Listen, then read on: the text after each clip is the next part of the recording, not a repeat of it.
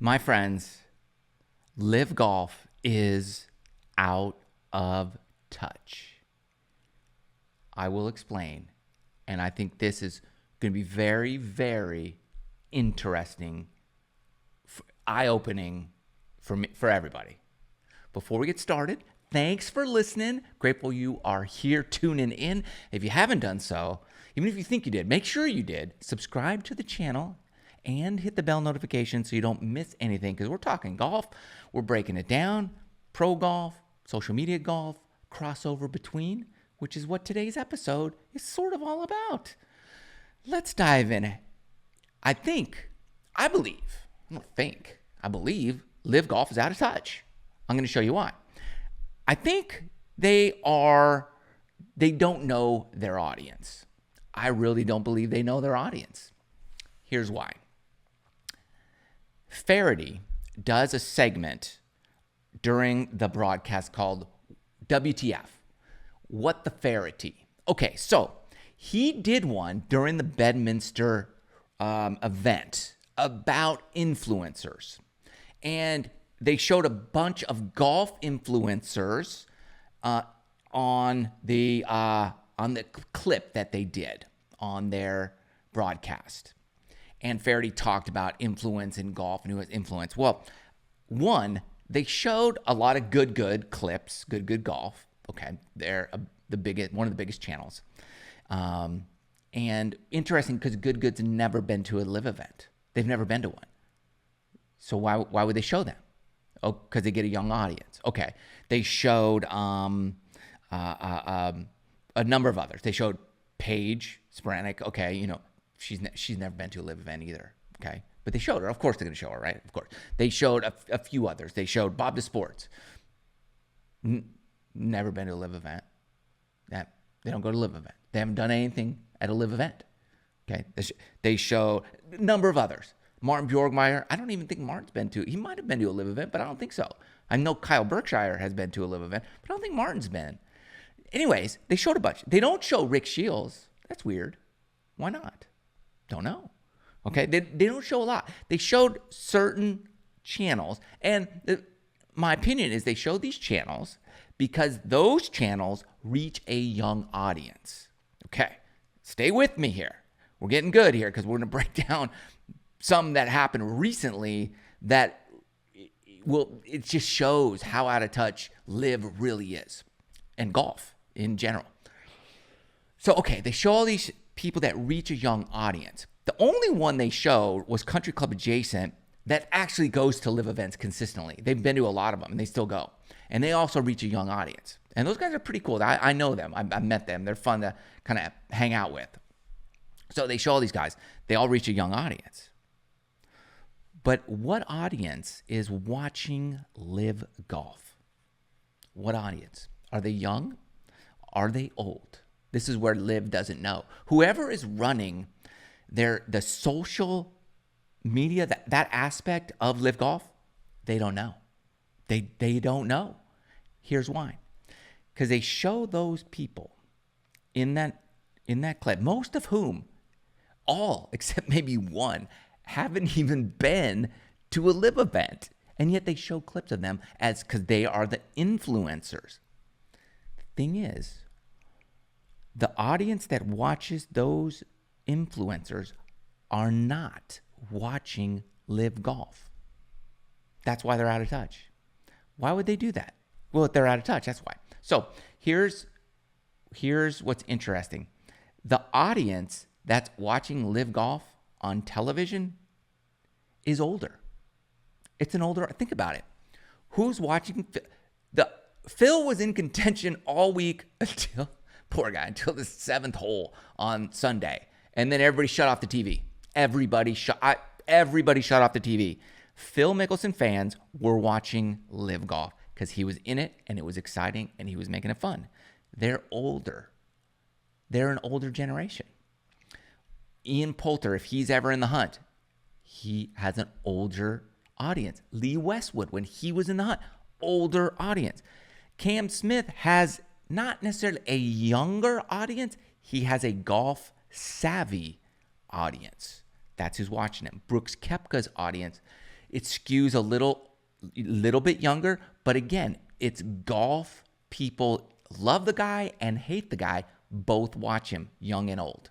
Okay, so Dustin Johnson, he reaches somewhat of a younger audience, but if he's not in the mix, they're not watching.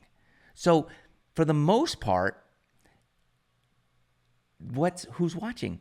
It's golf fans who appreciate consistent golfers and seeing the people they like or seeing the people they know week in and week out. These are golf, people interested in the game of golf. They're typically a little older. We're talking 35 years and older on average. That's who they are. 35, 45, 55 years old.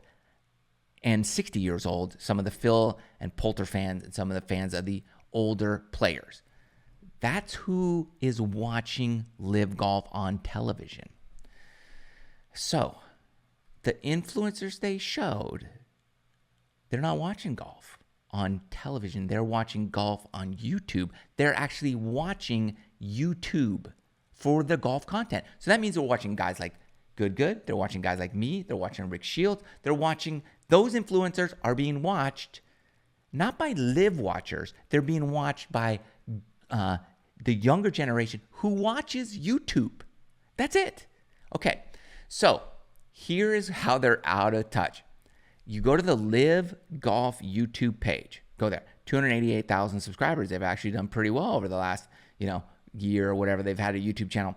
The number one most popular video, okay, is from London, and it's a round one highlights, 600 and whatever, 20,000 or some odd views, 600,000-ish views. That's their most viewed video. It's a highlight reel, about a 15-minute long clip. That's their number one. Now, why is this important? Well, I'm going to show you. Who plays on LIV? Bryson DeChambeau plays on LIV. Bryson just did a video from the Greenbrier where he played a 9-hole match. You've probably seen it with Phil Mickelson. Okay. This was kind of one of those, like, I don't want to say middle finger, but I'm going to say kind of a middle finger to Capital One's The Match, where Phil and Bryson had played in it, right? But they're not in it anymore. So they've changed that. So they do their own match. And Bryson puts it on his smart play. Bryson has a YouTube channel, 371,000 subscribers. He does a video with Phil. The thing is what? It's a week old, 1.2 million views. It has double the amount of views as the most popular video on the LIV Golf YouTube channel. And a matter of fact, LIV has this number. I'm going to bet that video at 1.2 million has more views than the final round coverage of their last event. Maybe not the Greenbrier event, but maybe, and it's hard to say. They're going to, would they be honest with the Bedminster numbers? How about after Phil makes a quintuple bogey on the 7th hole, how about the last hour of the broadcast, how many active viewers did you have? See, here's the thing. LIV Golf, if they did more videos like what Bryson and Phil did for Bryson's YouTube channel, they would blow up. That's what the YouTube audience wants. They don't want to sit and watch necessarily LIV Golf all day. 4 hours. They want an hour. They want a 30-minute to an hour-long video that's exciting with relevant players that's fun. They want entertainment. LIV Golf sort of offers that. They could do so much more if more content, like what Bryson and Phil did, were not only out there, but out there on channel after channel after channel. Not just LIV channel. This is on Bryson's channel. There's a lot of, so you take those influencers that they put in the Faraday, like what the WTF, what the Faraday, why aren't they asking those influencers to do these matches with the LIV golfers? Why aren't they doing that? You know who did one with the LIV golfer? Rick Shields. He did one with Ian Poulter. Oh, and he did one with Lee Westwood. Oh, Rick actually does it. Millions of views. 2 million views. Like the Poulter one's got a multi-million views. Double what Bryson's got. Why aren't they? That's how out of touch they are. They do a segment on influencers who were never there. Most of them have never even been there. And they're trying to use their name to get viewers. Why don't they just do what Bryson just did? Because Bryson knows what to do right there. That's what they want. They want interesting influencers, if that's, or content creators who have a following to come and play golf with interesting people from your tour. Bryson just proved it. If you did that, those videos would have millions of views after millions of views after millions of views. And guess what it would do? Oh, it would reach the audience that you want based on your WTF. Because you want that audience. You said you wanted that audience. You showed us, you showed the audience who's older that you want this younger audience. Thanks. Thank you. Thanks, but no thanks. We want you, but we really want them. That's what you said, kind of. That's what you said. We like you, but we like them a little better.